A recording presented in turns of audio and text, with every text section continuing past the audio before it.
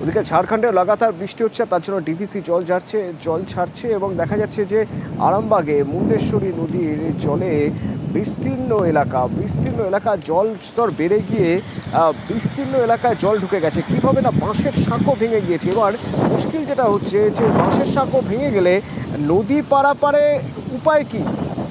নদী পার করা যাচ্ছে না, তখন একমাত্র ভরসা হচ্ছে পঞ্চায়েতের নৌকা। তাতেই পূর্ব কৃষ্ণপুরে যাওয়া আসা চলছে। মজবুত যে ব্রিজটা লং বলে, এবার ঠিক মজবুত ব্রিজটা হয়নি। তাই নিচু হ্যাট ছিল, কিছু পানা এসে আটকে গেছিল, আর জলটা খুব তৈরি ঘরেই বেড়েছে। 7টা থেকে 10টা, 10:30টার মধ্যে জলটা ব্রিজের উপর।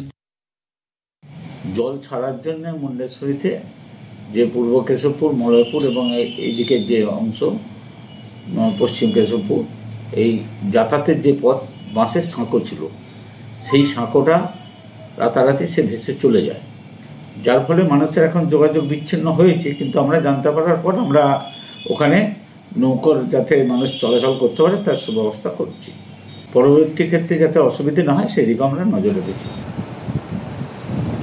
হাওড়া লিলুয়ায় বেআইনিভাবে নির্মাণ করা হয়েছিল, তাতে যেটা হয়েছিল নিকাশি ব্যবস্থার হাল খারাপ হয়ে গিয়েছিল।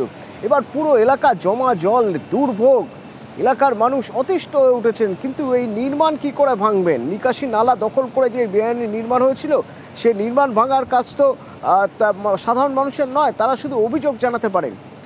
তো এই অভিযোগ জানানোর প্রক্রিয়া শুরু হওয়ার 24 ঘন্টার মধ্যেই ব্যবস্থা হলো। মুখ্যমন্ত্রীর নির্দেশে তড়িঘড়ি হাওড়ায় পদক্ষেপ করা হলো।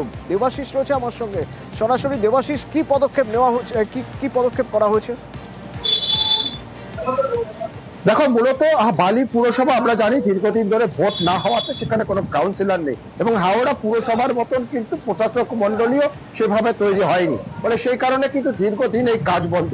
মূলত বৃষ্টির পর থেকে দীর্ঘ 7 থেকে 8 বছর ধরে সেখানে জল জমলে আর সেই জল নামতে চায় না। দীর্ঘদিনে মানুষের সমস্যা, বিক্ষোভ, রাস্তা অবরোধ এগুলো চলতেই থাকে।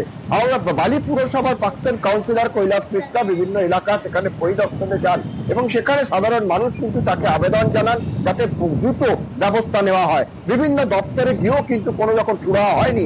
একেবারে সরাসরি মুখ্যমন্ত্রীর কাছে দ্বারস্থ হন এই প্রাক্তন কাউন্সিলর, আর সেই খবর পাওয়ার পরে 24 ঘন্টার মধ্যে সময় দেওয়া হয় হাওড়া জেলা প্রশাসনকে যে এই যে বেআইনি বিল্ডিং যেটা রয়েছে নিকাশি নালার ওপর, সেটিকে ভেঙে দিতে হবে। কারণ এই নিকাশি নালা দিয়ে জল না বেরোলে বড় যে ঝিল রয়েছে সেই ঝিলে জল পৌঁছচ্ছে না।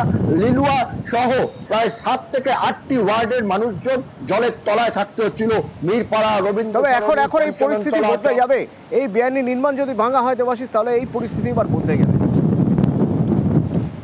এইটা মানে ইলিগাল ভাবে 20 ফুট প্রায় ড্রেনের উপর কনস্ট্রাকশন করা হয়েছিল, ইলিগাল কনস্ট্রাকশন, এবং সেইটা আমরা আমাদের নেত্রী, আমাদের মুখ্যমন্ত্রীর কাছে পৌঁছে দিয়েছি খবর।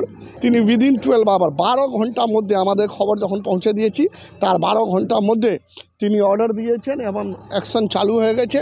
এই যে ব্লক করে ড্রেনের উপর কনস্ট্রাকশন, সেটা ভেঙে ফেলা হচ্ছে, এবং আগামী কিছুদিন মধ্যে দেখবেন এই প্রবলেমটা সলভ হওয়ার পর আর কিছু জায়গায় এরকম আছে অসুবিধা, সেগুলো সলভ হওয়ার পর জলটা নেমে যাবে।